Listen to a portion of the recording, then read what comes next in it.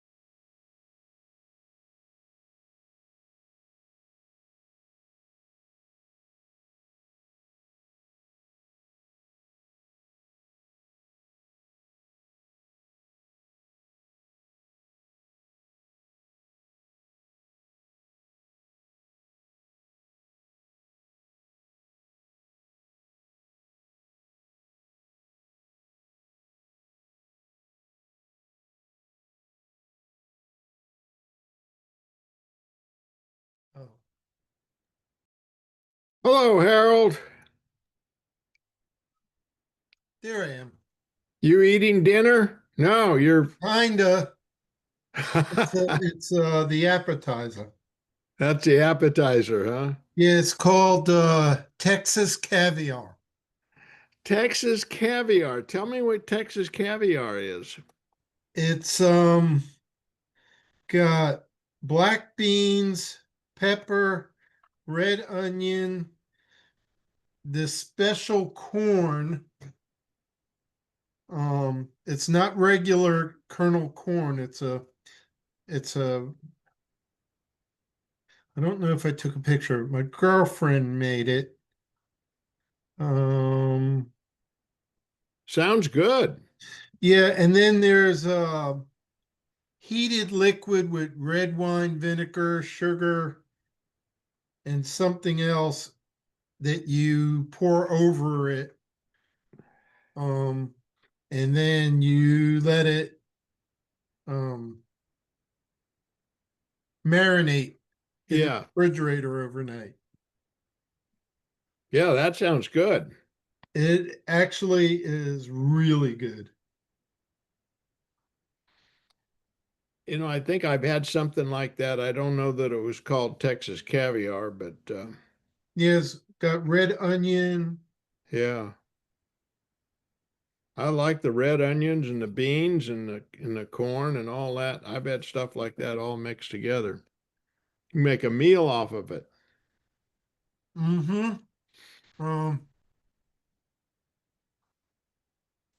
Trying to see. Um,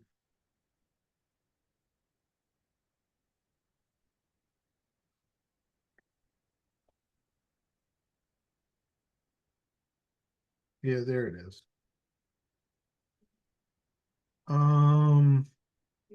What kind of corn is it?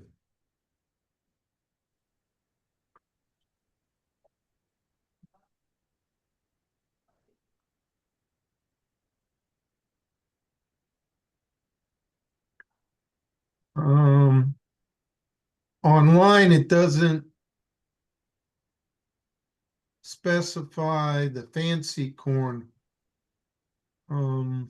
Is it canned corn? It's Must be. canned, but it's a really sweet corn.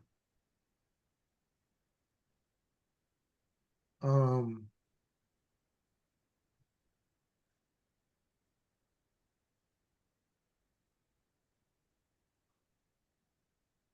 and that's really what makes, I think, the difference in what versus the what most people would make in I with. think when I've had that before, it was like the little baby white corn. Well, it looks like that, but it's not Silver Queen.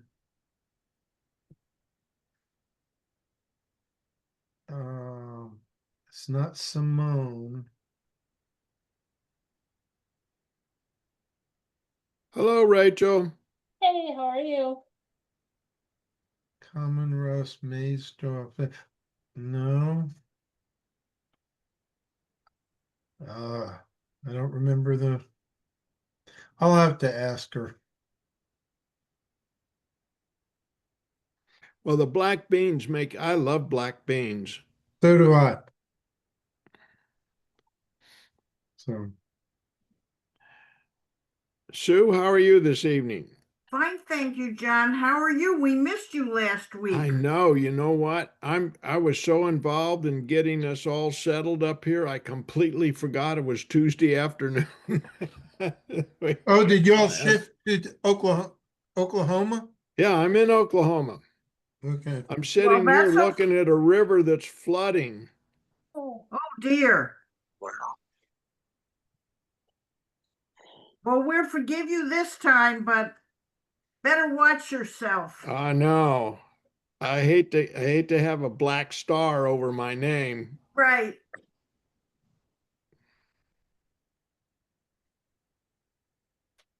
Well, you don't think Fred forgot us, do you? I don't see I'm what? here. Oh, I'm there here. he Oh, is. there he is. Oh, there he There I is. am. I Hello, slipped in Fred. while you weren't looking. Okay. You snuck in. I snuck Sue in, was right? scolding me because I missed class. Yeah. Well, you missed class without telling us the week before. You always announce when you're not going to be here. So we Old age, weren't, Fred. John. I told Uh, Sue I was so busy getting us all settled and getting everything out, I completely forgot. I mean, it was amazing. It was about 6:30, and I said, "Oh my gosh, I forgot my class." Wow. Okay. Well, I think everybody's here, so we're starting a new book of the Bible now. This is Oh, we this are. Okay.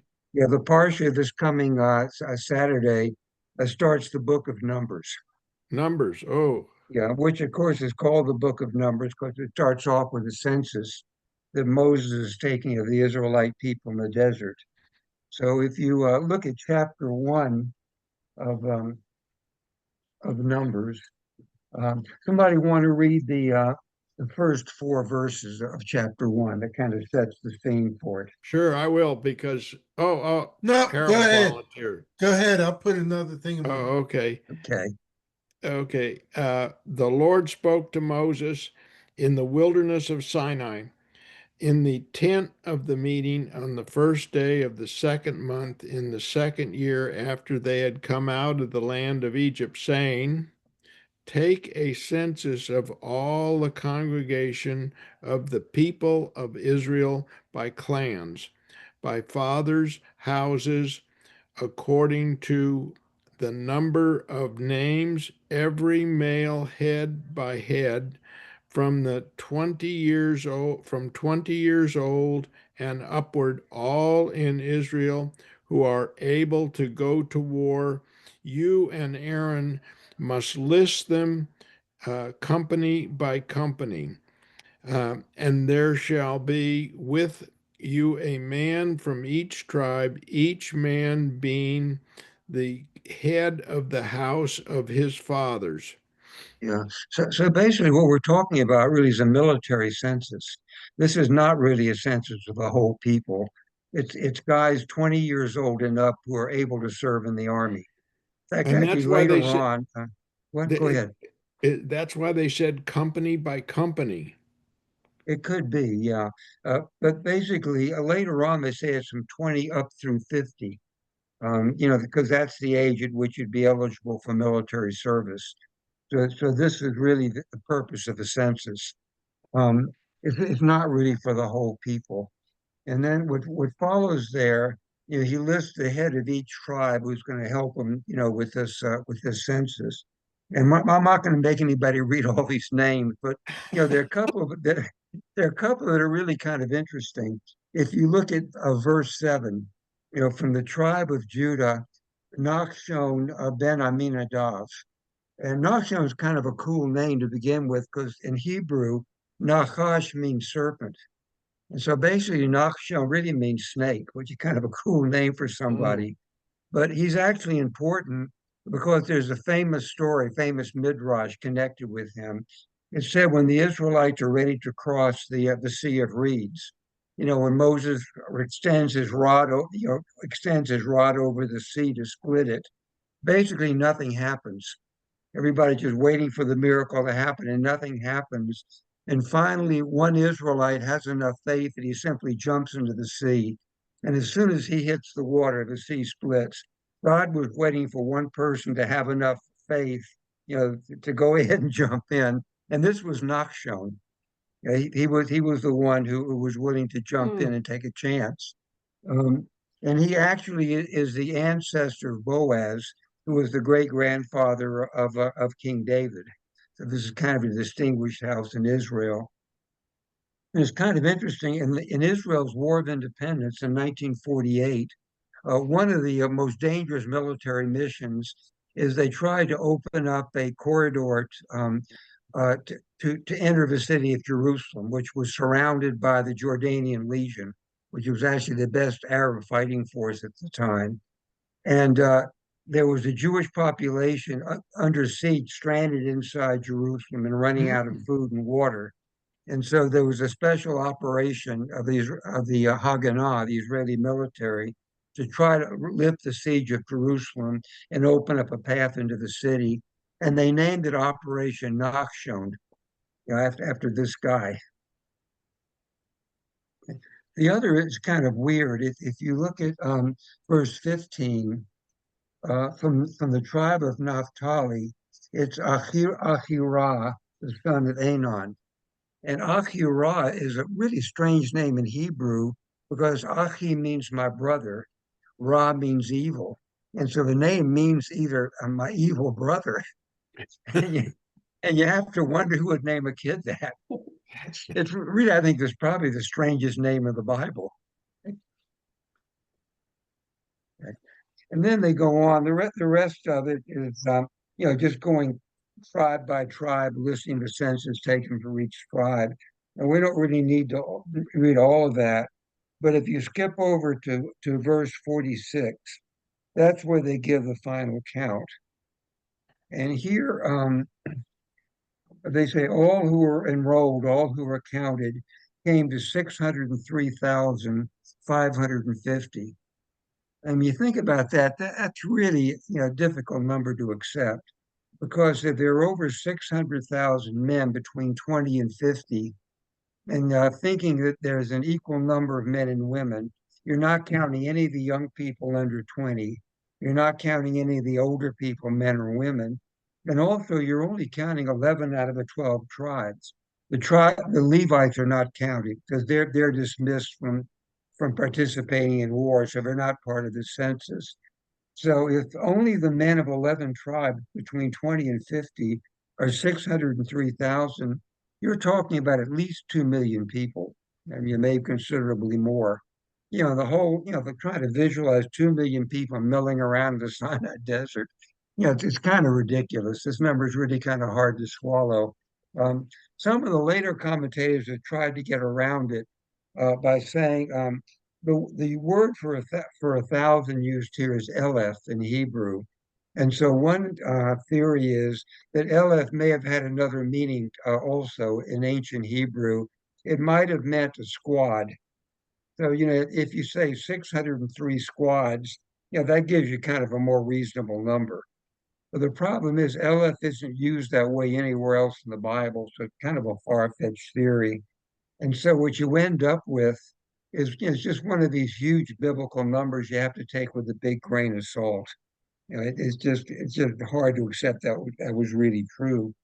The other really surprising thing about this is, though, if you turn back to the book of Exodus, to Exodus chapter 38, the 26th verse, here you have that the age that the people are giving a half shekel ahead to the sanctuary from the age of 20 years up is 603,550 men. So this number was known way back in Exodus. It's one of the reasons that later rabbis said that you can't assume that events in the Torah happen in chronological order. Maybe the census were taken before and they're recorded later. We just don't know. But here you have the exact same number in chapter 38, verse 26 of Exodus. So It's interesting, Fred. I Googled what is the census now in the Sinai, and they said 603,000 today. really today, Yeah. Today. Although mostly not Israelites. So. But no, they're not. But yeah. you think It is about kind of density eerie. of people. It is And kind of weird. So it would be 1/3 the people that were counted in this census. Probably about, yeah. Probably it's a mixture right now of a few Israelites, a lot of Bedouins, and some Egyptians, who are patrolling, since it's formerly part of Egypt now. Okay. Then, of course, the one group that was exempted, that has a special status, that gets exempted from this, are the Levites, and their story really is from verses 47 through 53. Somebody wants to read those verses. The Levites, however, were not recorded among them by their ancestral tribe, for the Lord had spoken to Moses, saying, "Do not do on any account enroll the tribe of Levi, or take a census of them with the Israelites. You shall put the Levites in charge of the tabernacle of the pact, all its furnishings, and everything that pertains to it. They shall carry the tabernacle and all its furnishings, and they shall tend it, and they shall camp around the tabernacle. When the tabernacle is to be set out, the Levites shall take it down, and when it is to be pitched, the Levites shall set it up. Any outsider who encroaches shall be put to death. The Israelites shall encamp troop by troop, each man with his division, and each under his standard. The Levites, however, shall camp around the tabernacle of the pact, that wrath may not strike the Israelite community. The Levites shall stand guard against the tabernacle of the pact. So this is their special status. They're deferred from war, which is kind of interesting because some of the modern commentators point out that in most countries today, if you're a member of the clergy, that's a draft deferment. Yeah, it was in this country, and it is in almost every country. If you're a member of recognized clergy, you're not required, to serve in the military. In fact, I remember actually, John, you may remember this back in the 60s, during Vietnam, where there was a lot of, resistance to the draft. There were a lot of internet sites where you could get a diploma, from some diploma mill saying that you were an ordained minister. And there are a lot of people that did that really to avoid going to Vietnam. Yep. They kind of became honorary Levites, in a sense. Well, and it almost sounds like in this description, the Levites are like the temple guards for the Yeah. tabernacle. It's not that they're not Yeah, to go to combat. Their primary role is to protect that. that and from other Israelites also, because anybody who is not entitled to do it, who walks into the sanctuary and touches any of the sacred things, is going to die. Yeah. And we already know that two of Aaron's own sons got zapped by God, for improper procedure. So they're also there to guard if any non-Levite coming into it accidentally, accidentally getting killed. In fact, you'll see this actually later on as we get into this parsha. The way the Levites really had to take care of it in the tabernacle. Because the other question is, why the tribe of Levi? What's special about them? That led God to pick them. And it is kind of strange because if you remember at the end of the book of Genesis, when Jacob is dying and he summons all his sons and he prophesies, what their end is going to be. The two sons that he really almost curses are Shimon and Levi. Remember, they were the two people that led that massacre in the town of Shechem after their sister Dinah, was raped, and and he really practically curses them. And yet the tribe of Levi ends up, being this favored tribe, which is in charge of the holy things. So, Fred, and yeah, go ahead. I was going to say this was several years after the escape from Egypt. Don't Yeah, we this have is like estimates? What's that? yeah, this is their second year in the desert. Okay, Yeah. second year in the desert. So what that is telling us, there are like 2 million people that came through the Red Sea. Yeah, which again, you can't really get your head around that number. You have to assume it's kind of an exaggeration Yeah. later on. This is very typical of not only the Bible, it's typical of a lot of ancient writings. If you read about a lot of the battles of the ancient Greeks and Romans, they're casualty figures that, from what we know about the population of the ancient world, you really can't take at face value. I think in ancient writing, there's sort of a general tendency to exaggerate numbers. I guess it made the event seem more important, the more people that were involved in it. So you really can't take this number very literally. And it's kind of interesting. One of the hottest political issues in Israel today, are the very religious Jews who refuse to serve in the army. Yes. It's a thing all over again.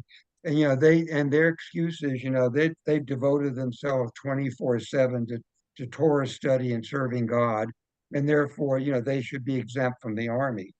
So it's really still a modern issue. How do you Um, think it will be resolved? It's really hard to say. The present government can't resolve it because what you have now, Netanyahu's coalition, the one that's keeping the government, it's a six-party coalition.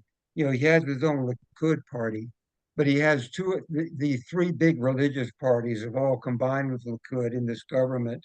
And then he has two of the settler parties, you know, the one to drive the Palestinians out completely. And if he you know, crosses either one of those wings of his coalition, he's going to be out of power. So he really can't stop what's going on in Gaza because, you know, the hardliners from the settler parties, you know, will drop out of his government. He can't require that the religious serve in the army, or he'll lose the religious parties from the other wing of his coalition. So with the present government, there's not going to be any resolution. But, You know, hopefully a better government may follow this, but you know, we'll have to see. but yet, if you follow the words that we're reading, those people would have to have military experience, um, defensive experience to defend their local tabernacles, their local synagogues, because so in a way, even though they're not fighting directly Iran or somebody, they would have to be able to be trained to defend, and that would be their purpose, like a Yeah. private militia to protect the religious institutions. Actually, some of them, believe it or not, since October 7th, some of the religious have actually voluntarily joined the army. The last thing I read about it was about 6 months ago, but at that point, there were over 2,000, you know, who would, you know, because basically, you know, when the country's in danger, also, you know, social pressure. You know that everyone else is really angry at you. You know, they consider you cowardly or not patriotic. Yeah, but there's a lot of psychological and social pressure going on. So there is a gradual shift with more religious people coming into the army. Brett, it almost seems that October 7th, Israel felt itself under more threat than they have in I'm going to say recent decades.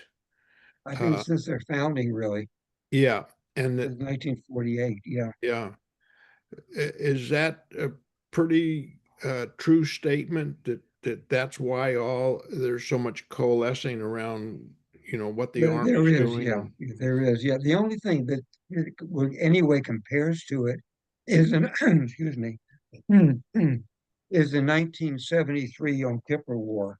You know, when they were caught off guard, and things Uh-huh. really looked bad the first couple of days. But this is even worse. I mean, this really is the worst security foul up in Israeli history. Yeah, Yeah, it's 1948. You know, because Gaza, you know, they've got monitoring devices all over the place. They have the fence. They've got drones flying over it all the time. And in spite of that, you know, that they were totally caught by surprise.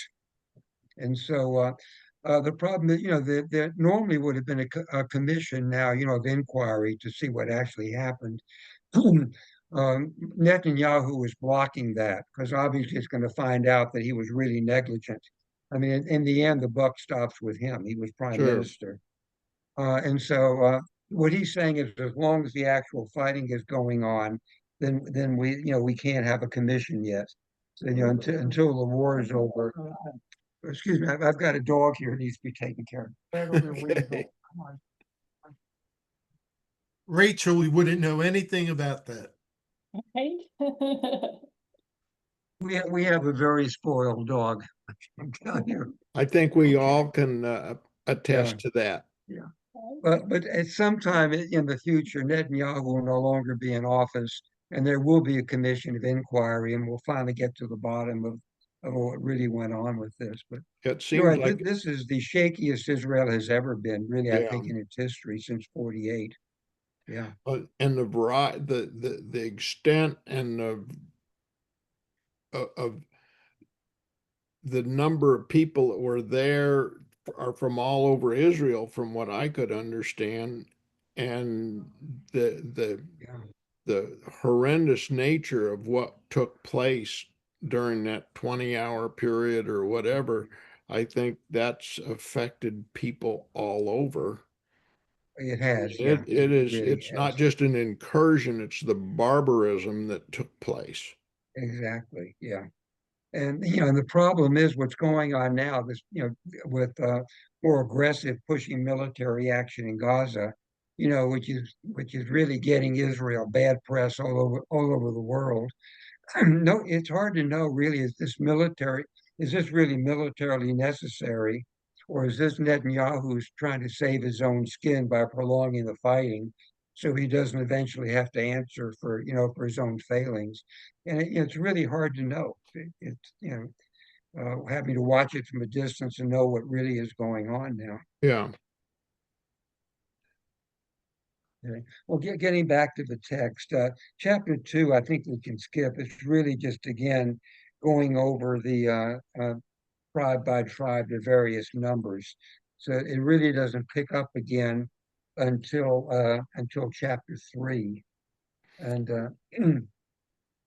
Red, chapter the yeah, whole this whole book of numbers, when you read through all these numbers, it's almost dizzying. I guess if you were a scholar and you could put all these numbers together, it might mean yeah, something. it But really is. Yeah, um, when I look at all these numbers, I'm thinking to myself, this is almost like a battle plan. it is. But the odd thing is, if you really took these numbers at face value, if they really had a 603,000, men of military age, they didn't have to worry about conquering Canaan. They could have conquered the whole world. Oh I yeah, mean, the Roman Empire at its height never had half that many men under arms. If you got an army of 600,000 men, yeah, take the whole Middle East. He could have gone back and conquered Egypt easily. yeah, yeah. Yeah. Well, and how would you arm 600,000 men with? Well, that's it. They probably didn't have armament for nearly that many. Although again, they supposedly had over a ton of gold, to use for the sanctuary. You know, they they just had whatever they needed. It just kind of appeared out of thin air, apparently. Yeah, So, but with chapter 3, they get back to focusing in more really on the Levites. And actually, the first 14 verses of chapter 3 really get into the nitty-gritty of what the Levites are actually supposed to be doing. So if somebody wants to read those 14 verses. I got it. Well, I'll try. Hmm. This is the line of Aaron and Moses at the time that Adonai spoke with Moses on Mount Sinai. These were the names of Aaron's sons: Nadab, the firstborn, Abihu, Eleazar, and Ithamar. Those were the names of Aaron's sons, the appointed priests who were ordained for priesthood. But Nadab and Abihu died by the will of Adonai when they offered alien fire before Adonai in the wilderness of Sinai, and they left no sons. So it was Elijah and Ithamar who served as priests in the lifetime of their father Aaron. Adonai spoke to Moses, saying, "Advance the tribe of Levi and place its men in attendance upon Aaron the priest to serve him. They shall perform duties for him and for the whole community before the tent of meeting, doing the work of the tabernacle. They shall take charge of all the furnishings of the tent of meeting, a duty on behalf of the Israelites, doing the work of the tabernacle. You shall assign the Levites to Aaron and to his sons. They are formally assigned to him from among the Israelites. You shall make Aaron and his sons responsible for observing their priestly duties, and any outsider who encroaches shall be put to death." Adonai spoke to Moses, saying, "I hereby take the Levites from among the Israelites in place of all the male firstborn in the first issue of the womb among the Israelites. The Levites shall be mine. For every male firstborn is mine at the time that I smote every male firstborn in the land of Egypt. I consecrated every male firstborn in Israel, human and beast, to myself to be mine, Adonai's. Adonai spoke they- to Moses in the wilderness of Sinai, saying, Yeah. So basically, you know, they're there really to, it's not only a holy thing. I mean, it's a lot of physical work involved. They're actually take down the tent, they put it up, they got to carry all the stuff. So there's a lot of, you know, hard work involved with it also. Um, but this is interesting where he says that he's taking them in place of all the firstborn. But we still have them among the Orthodox. There's still the ceremony that you do every Passover called the redemption of the firstborn, called Pidyon Haben, where everybody, you know, comes usually rather than giving your son, you know, to the congregation, you give a donation to the congregation. So even though supposedly the Levites have taken care of that, the custom of redeeming firstborn sons in a lot of congregations, you know, you still see it. Um, and then as they go on, they get down to the actual descendants of Levi, and they split up the tribe into three main sections with different duties in the sanctuary. And this is from verses 15 through 20. Someone wants to read that. Reckon the Levites by their fathers' houses, by their clans. Every male from a month old and up you shall reckon them. And Moses reckoned them according to the word of the Lord as he had been charged. And these were the Levites by their names, Gershon and Kohath and Merari. And these are the names of the sons of Gershon by their clans, Libni and Shimei. And the sons of Kohath by their clans, Amram and Izhar, Hebron and Uziel. And the sons of Merari by their clans, Mali and Mushi. Okay. So basically, you have Levi who has three sons, and then you give it, then they list the sons of those sons. The important one is the middle son, Kohat, because Kohat, you see, has four sons, Amram, Itzar, Hebron, and Uziel. Amram is the father of Moses, Aaron, and Miriam. So they're really the great grandchildren in that sense of Levi. That really, to me, brings up something which I haven't seen any commentaries explain. I mean, basically, they're saying there's only four generations between Levi and Moses. You know, Levi's son is Kohat. Kohat's son is Amram. Amram's son is Moses. But supposedly, the period of slavery in Egypt lasted for 430 years. So Levi, you know, comes in with his brothers into Egypt during the famine, you know, to join Joseph. And then you have, we don't know how many years, you know, left when Joseph was still alive. And then we don't know how many years after that, you know, that the new Pharaoh decided to make them slaves. But you're talking about a minimum of 430 years, probably closer to 500 years. But there's only four generations during this time. So you're assuming all these, you know, these previous guys lived to 100 and something years old. They don't give their ages, but it's the only way that this really makes sense to have four generations spanning 500 years. Also, it would take many generations to generate the kind of numbers that we've been looking at too. Exactly, yeah. And it's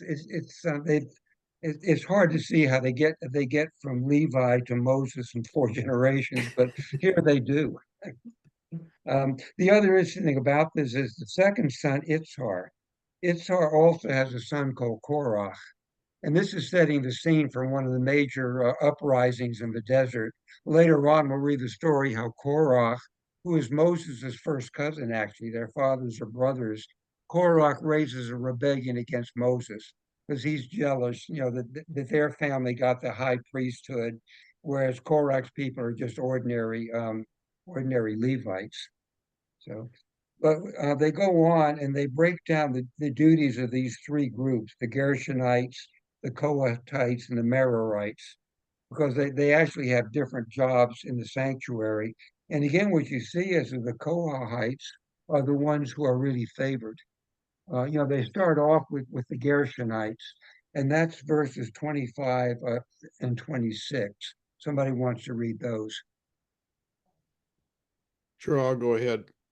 And the guard duty of the sons of Gershon in the tent of the meeting involved the tabernacle, the tent with its covering, the screen for the entrance of the tent of meeting, the hangings of the court, the screen for the door of the court that is around the tabernacle and the altar, and its cords, all the service connected with these. Yeah. So they're basically just in charge of the outer parts. They don't get to touch any of the sacred stuff, that's actually inside the sanctuary. And that really is what Kohat's family is going to get to do. The Kohatites really, their duties are described from 31 and 32. Someone wants to read those two verses. And their watch is the ark, and the table, and the lampstand, and the altars, and the sacred vessels, with which they shall serve, and the screen and all its work. And the chieftain of the chieftains of the Levites is Eleazar, son of Aaron the priest, the charge of those who keep the watch of the sanctuary. Yeah, so these are the most important parts of the sanctuary. The basically the Ark of the Covenant, where the tablet of the Ten Commandments are, the table. This is a table where they laid out the showbread, every week, and then the menorah, and then the actual altars.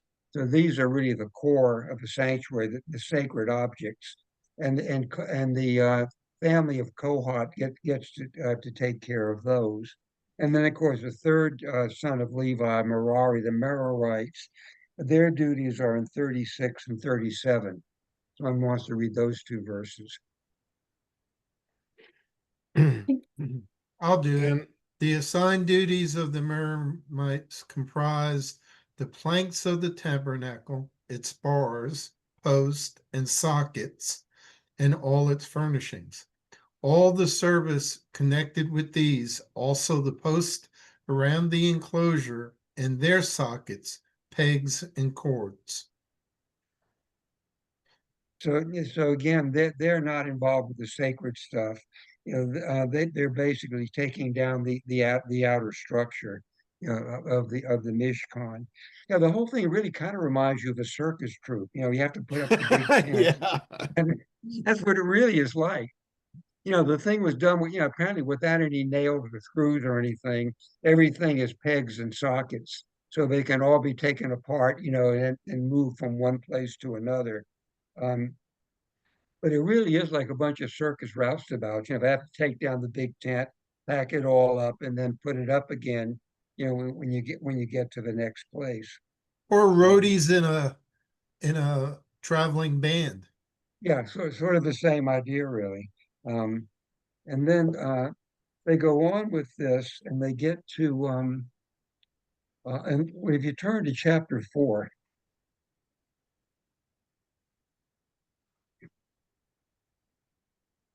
And it actually actually tells you what they have to do to pack this stuff up.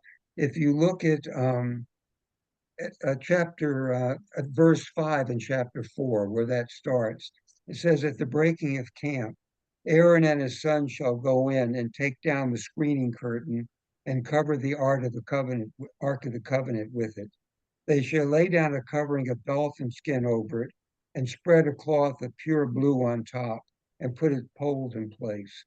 Over the table, they shall spread a blue cloth, place upon it the bowls, the ladle, the jars, the jugs, and the regular bread shall rest on it. They shall spread over that a crimson cloth, which they cover with a covering of dolphin skin, and put the poles in place. And then they shall take a blue cloth and cover the menorah for lighting with its lamps and tongs and fire pans and the oil vessels. And then they're going to put it and all its framings into a covering of dolphin skin, which they then place on a carrying flame. What's an interesting cut? Yeah, Hold go on ahead. a minute. Yeah. Back in Leviticus, they did not have names for fish. And dolphins, just because it said dolphins, and I think of flipper. Dolphins don't have scales. Yeah, well, the word it's a Hebrew word which is translated as dolphin. Nobody really nobody knows exactly what it means. It's one of these ones that's only used here I and wonder nowhere else in the Bible. So why it's would not they really clear choose what to this was. translate it as dolphin? Like, what possible reason would you pick? If you just if it's some sort of animal skin and you say, if you're the translator and you're like, you ran across it and you're like, this is some sort of animal skin, but I don't know what animal this is. Why choose dolphin? They're Well, the other thing is where do you get dolphin skins in the Sinai Desert? right. Yeah, Or they you know, would they even would certainly not have been very near yeah. dolphins, I don't think. Yeah. Well, you know, the excuse the rabbis give for all the other stuff they had, where'd they get all the gold and silver, and brass and all the fine linen, all the rest of it? Well, they got all that from the Egyptians. The Egyptians, that's reparation for slavery. They took all that out of Egypt. But, where do you get dolphin skins in Egypt? The whole thing is kind of really weird Yeah. to begin with. Well, another point on this too is we read about all of the procedure for dismantling everything, and then it's put on this structure that people are going to carry it. And I'm thinking, boy, there's got to be some pretty stout folks that are carrying that, because just listening to it, there's a lot of weight there. Right. Okay. And why they do this though is even more interesting, because if you look at verse 15, which says, when Aaron and his sons have finished covering the sacred objects and all the furnishings of the sacred objects at the breaking of camp, only then shall the Kohathites come in and lift them, so that they do not come in contact with the sacred objects and die. These things in the tent of meeting shall be the porterage of the Kohathites. So basically, there are three levels. I mean, as far as actually touching the actual Ark of the Covenant or the menorah or the altar, not even all the Kohathites can do this. Only Aaron's family, only the actual priests can do this. And then once they wrap them up, then the rest of the family of the Kohathites, can carry them. And the other guys, the Merarites and the Gershonites, are not allowed to get anywhere near any of that stuff. And anybody who touches the wrong stuff, can die. You almost think it's like working for as a lineman for utility. You're working around high voltage wires, and if you're not careful what you're doing, you get electrocuted. It's really like that. Two of Aaron's own sons even, come in with the wrong offering in the sanctuary, and they get zapped by God. So this is actually really dangerous work. If you don't follow all the protocols exactly, and the wrong people touch the wrong stuff, they're going to die. It's really it's a high risk kind of thing.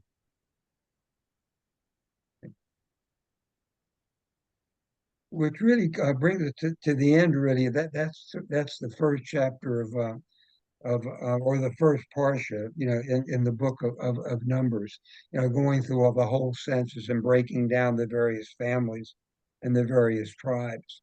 So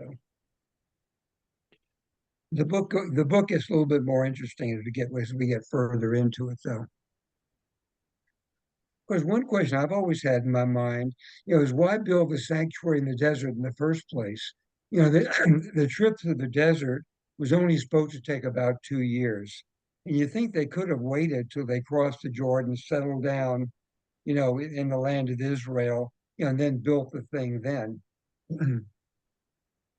It really makes me wonder why they really had to take all this time, which must have been several months, the trip through the desert to build all this in the first place. Well, and you just think of the numbers and the distances they had to move. I mean, that was a monumental undertaking, not really just was. But the you're not tabernacle. talking, you're really not talking hundreds or thousands of miles. You're talking 20, 40 miles. Yeah. I Yeah. mean, You remember, Israel and Sinai is pretty small. yeah. Oh, it You know, is. we I talk thought it about was pretty big. Yeah. But we talk about 40 years in the desert, but that's not because it took so long. they had reached the banks of the Jordan in 2 years. Then you have that incident. We'll read about it later in this book. You have the incident where Moses sends out the 12 spies, and 10 of them come back and say, it's a great place, but we can't do this. They're too strong for us. It's a mistake. We should go back to Egypt. And that's when God really gets angry and says, okay, we're not going to cross the Jordan. We're going to just move around the desert for the next 38 years till this whole generation dies off. And then the new generation come in. So it didn't take them 40 years to get across the Sinai. They did that in 2 years, even taking time off, for building the sanctuary. And Moses was up on Mount Sinai for 40 days and nights twice. So that's, another 3 months that they were taking off for that. So, it really wasn't that long a trip through Sinai. The extra 38 years were just a punishment, for what they did when they finally, got to the Jordan. But as a practical matter, how could they feed themselves on this in the Sinai desert? Well, that was the Manna manna. from heaven. Yeah. And of course, they weren't satisfied with that. There's an episode that we'll read a little later on, where they said, we're tired of manna, same stuff every day. We want meat. For 400 years. So God sends this flock of quails that all just drop dead in the middle of the camp so they can eat meat. But, They were on eating K manna- rations. Yeah. Yeah, but eating the same of anything, even if it was chocolate cheesecake, imagine eating it for 40 years, Only that. Well, Yeah, just nothing but that. chocolate cheesecake. Mm, yeah. I could eat pizza every day for 40 years. Okay, well, and again, there's one rabbinic commentary in the Talmud that the manna basically didn't have any taste of its own. It adopted the taste of the favorite food of wherever eating it. So if you were in the desert and pizza was your favorite thing, that's what the manna tasted like. If you were into hot dogs, it tasted like hot dogs. Yeah, something for everybody. Well, they still had lots of spices. It's not like Yeah, they they didn't have did. spices. Yeah, So they that's could true. doctor it up they could put cumin or Yeah. Like tofu, you could kind of change it up, make it taste like whatever you wanted. Mhm. But your point earlier, Fred, you would think being in the desert, they would have said, hey, let's get out of here as quickly as we can and get someplace where we can sustain ourselves. Yeah. Well, they actually, when you think about it, they moved fairly quickly because if you figure it was 2 years to get to the Jordan, you're taking off 90 days at least, when Moses was up on Mount Sinai in his 240-day, things. So that's 3 months taken out. If you take the account of building the sanctuary literally, that's got to be at least 3 months of work, all that gold and silver plating and the boards and the curtains and the weaving. So you're talking about 6 months that was spent, not moving anywhere. So they made it, from Goshen in Egypt to the Jordan in about 18 months, roughly. Which you consider, if they're taking along herds of cattle, if they're taking along Yeah. little kids who have to be carried. If you can make, 10, 15 miles a day, you're probably doing well, with that kind of, in those circumstances. So actually, they moved through the Sinai at a reasonable pace. When you take all this other stuff into account. So over the 40 years, how many times did they pick up the camp and move it? Like they would stay in a place for a while, but then they would move. How many times do they really have to do that? Well, we're told that later on in this book, actually, there's a list of all the places they stopped. And if I remember right, it was like 42 or 43 different places. They name them each, they camped at A, then moved to B, they camped to B and moved to C. It lists all these places. And I think if I remember right, it's something like 42 or 43 places. We'll come to that actually a little bit later on in the book of Numbers. It actually goes into that. And each one of those places must have a source of water. Yeah. Yeah, it did. Although actually, there's a legend, the legend of Miriam's well, that there was actually a portable well that accompanied Moses' sister Miriam, and wherever they stopped, they could always drink from Miriam's well. So, Although there are the two times when Moses had to get water from the rock, though. so Google says it's a 40-day hike to cross the entire Sinai Peninsula. Yeah, but that's you're considering two fairly fit adults, who are not Well, taking babies and cattle and whatnot, what I'm with them. saying is that so it's possible within 6 months maybe to move a whole tribe Yeah, with it's animals and not that unreasonable, yeah. And you think why take out 3 or 4 months to build the sanctuary? Why not just wait till you cross into Canaan? Sure. Well, and the same thing, if you look at like the Plains Indians, how often they moved, but they did Mhm. cover a lot of ground. But, they moved more with the seasons than anything because still you got to take everything down and Yeah. Well, even today in the Sinai, there are large groups of Bedouins, who still live their ancestral lifestyle. They just they take their tents and camels and just move from place to place. It's kind of interesting in southern Israel, there's still a fairly, the Negev, there's still a lot of them. And the government has tried, they call it civilizing them. Yeah, they want them to settle down. They build schools for them and clinics and housing and whatnot.